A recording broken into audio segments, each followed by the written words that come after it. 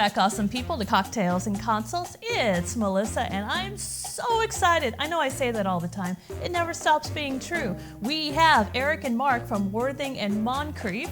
I hope I say that right. Yes. If you guys don't know who they are, please go check them out. They are the creators of the awesome game A Matter of Murder, which you guys have seen me play on a New Game Wednesday. And I was just so shocked because out of the blue, you guys contacted me. They are the sweetest guys.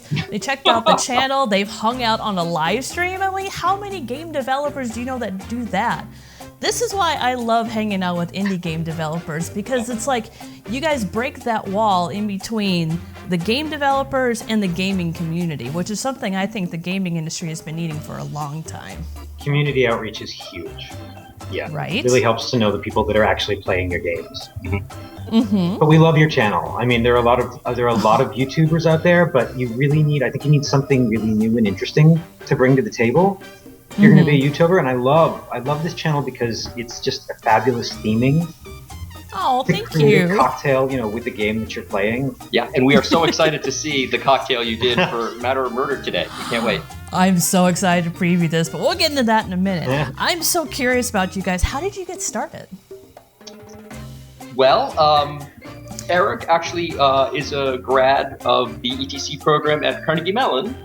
Maybe Wow. you'd like to actually... Specifically, we do lots of interactive entertainment there, and I did my graduate work there, and right out of school, I got hired by Electronic Arts, and I was working there for a little bit. And when I moved back to Boston, I was itching to do another project, so I long wanted to make this game, A Matter of Murder. And I approached Mark, and I asked him, because Mark does fabulous artwork, and I was like, is there... I love the artwork. Thank you. Would you like to work on this game? And he said, absolutely not. Yeah. And because I'm a RISD grad from a million years ago, but I'm a graphic designer by profession, and this was my first foray into the game world.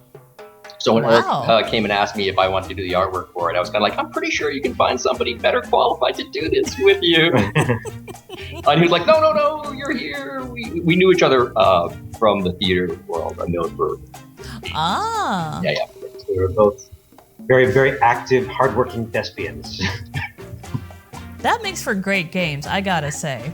Yeah, and we're actually really interested in that idea of sort of what theater as an art form has taught us, and what kind of lessons we can bring from that into the storytelling sort of game. Right?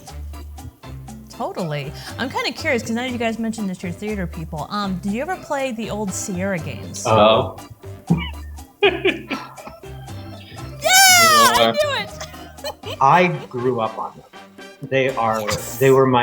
Growing up, they were my favorite thing. They were always the thing that was under the tree at Christmas.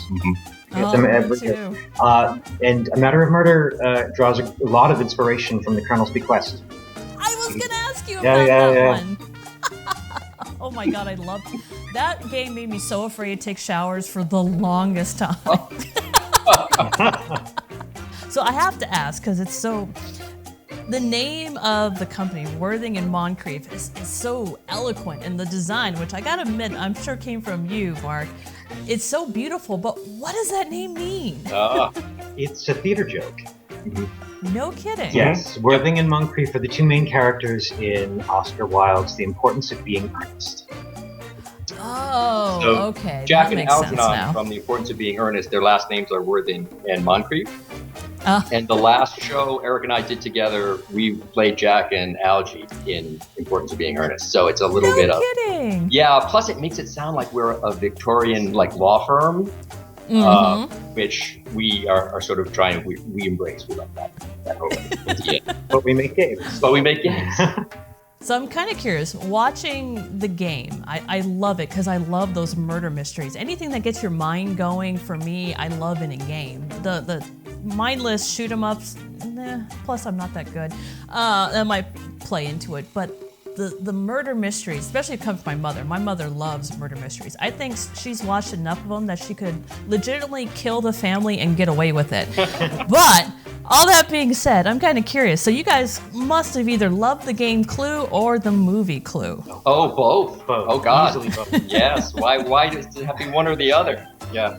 Well, some people have either remembered the game from playing it, or some people who kind of missed when that was popular and remember the movie or what's soon to be the remake. I'm so afraid for how that's going to turn out. I know.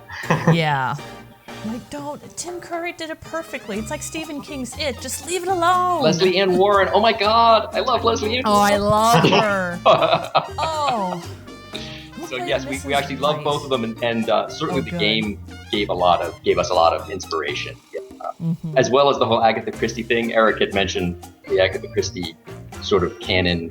I was less of an adventure games guy, less of a Sierra guy, but I used to love the Agatha Christie books when I was a kid. Oh God, me too. Yeah. And then, of course, that's another great example of how some of the movies were excellent that they made from the Agatha Christie books, and some of them were disasters. Oh my God. Yes. Yes. Some things just didn't, either they didn't translate well to screen or they felt rushed. I couldn't quite tell what it was. Yeah, or sometimes the filmmaker didn't trust the audience to be smart. Get it. Yeah, or to get it. I saw a really bad 10 Little Indians version.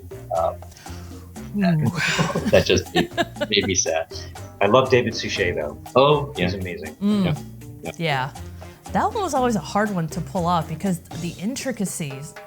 I watched some people do it and do it poorly, and simply because it's spoilers. If past in the next 5 minutes, I'm going to talk about this. The fact that the killer was one of those victims and then turned around and made himself actually dead through killing someone. I mean, I don't know how they pulled it off. It was genius. Yeah. So yeah, we're big fans of. I'm a big fan, certainly, of the Agatha Christie and Sir Arthur Conan Doyle games. And I think we kind of like to think of the game as sort of a love letter to the sort of classic. Oh, it totally is. Yeah, the second I picked that up, I'm like, oh yeah, I like these guys. Well, you guys have got some new plans coming out for the game here pretty soon. You're doing a winter expansion pack or a holiday expansion? Yep. Yes, we have a holiday update coming out very soon with a brand new puzzle. It's called Homicide for the Holidays. Fun. Tell. Yep. And anything you can share on it? Oh, can you share? Can we share anything? I don't want to talk too much about the individual puzzle, but it's got some fun features. The game will check the operating system clock to determine whether or not you're playing the game in December, and if you are, any one of the puzzles that you select could end up being a holiday mystery. So the guests could be there for the holidays. Oh my God, that's so I love that. I wish I could have been a game designer. I tried to be. I took one class of like C++ and wanted to blow my brains out after 19 pages of code failed because there was a period on page 9 that wasn't supposed to be there.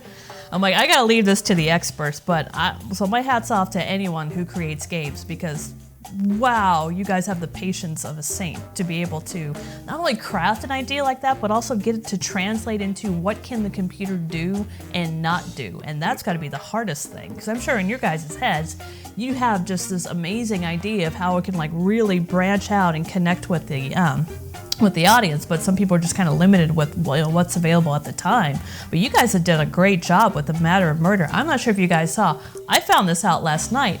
You can rename the characters. For us live streamers who are trying to find a way to like build that connection with the people who are watching, you can name the people watching your live stream as characters in the game, and then they can watch their characters either just blow you off or that's a really good idea. Yeah. Oh, I didn't think of that.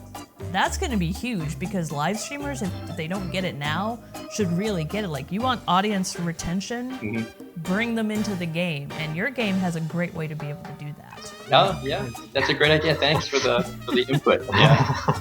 Glad I could help. Yeah. Because these guys have just an amazing game, of course, I had to put together just an amazing cocktail. And I thought, I was inspired by you guys and how you took murder mystery and made it so interactive. I'm like, you know what? I gotta see if I can get a drink that can do that. And I came up with something. So what we have here, and this is a great for like a party when you have everyone coming over. Now you can play murder mystery with your guest with your drink. I'm not even lying. You can do this. So what we have here It's just a basic recipe of spiced hot chocolate. Now you can keep this as it is. It is non-alcoholic, or what you can offer your guests is a little aperitif that they can put into their hot chocolate. This one, oh my God, it smells like liquid gingerbread cookie. It's oh, that's my favorite. Stoopwaffle? Yeah, I'll link it down below which one specifically I got. It's just been amazing. So because it's me, I'm gonna add a little bit to mine. And of course, no hot chocolate would be complete without some whipped cream. Now, I am a huge fan of making whipped cream from scratch. When you're entertaining a bunch of guests, it's not always that easy, so you can always go from a can. Oh, I love that sound. Yeah. I know, right? It's like, oh, childhood. So now here's where things get interesting. So before your guests come over, you got to do a quick head count of how many people are coming. You're going to need a murderer, a weapon, and a room.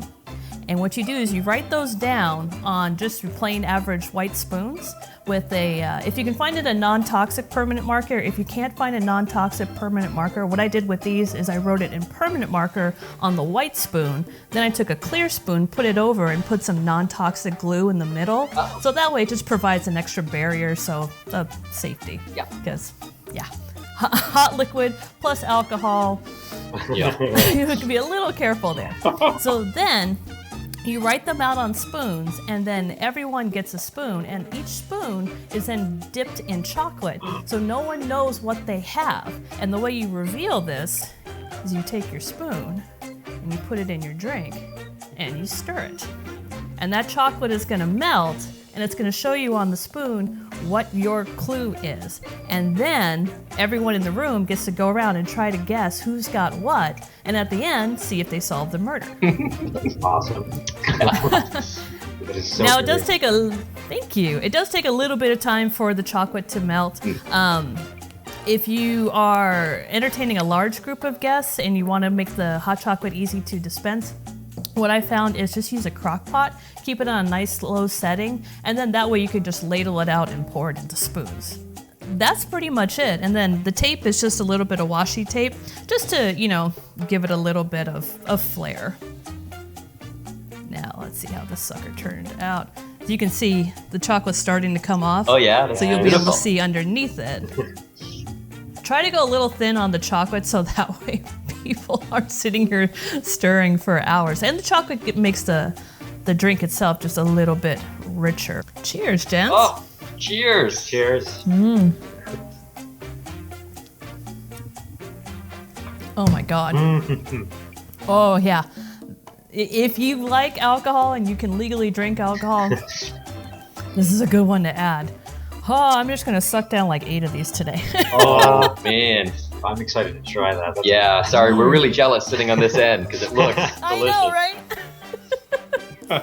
I'm sure it's like all over my face right about now. So instructions will be down below. It's pretty much just a basic hot chocolate recipe, except I like to put in a little bit of brown sugar, some cinnamon, some freshly grated nutmeg, and the kick, a little bit of cayenne pepper. Oh. So you won't notice the spice until after you drink about a fair amount of it. You're like, there's something warming in here. That's the cayenne pepper. A drink to die for. Oh. That is an amazing name. Oh.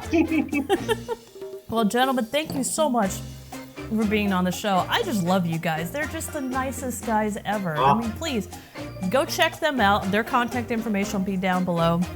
Go check out the game A Matter of Murder. I mean, honestly, for what you pay for it, you get so much more than the money investment. It's such a great game, and I know I'm going to be playing it again. That's really sweet of you. Thank you so much for having us on the show. Yeah, this has been. Thank you guys.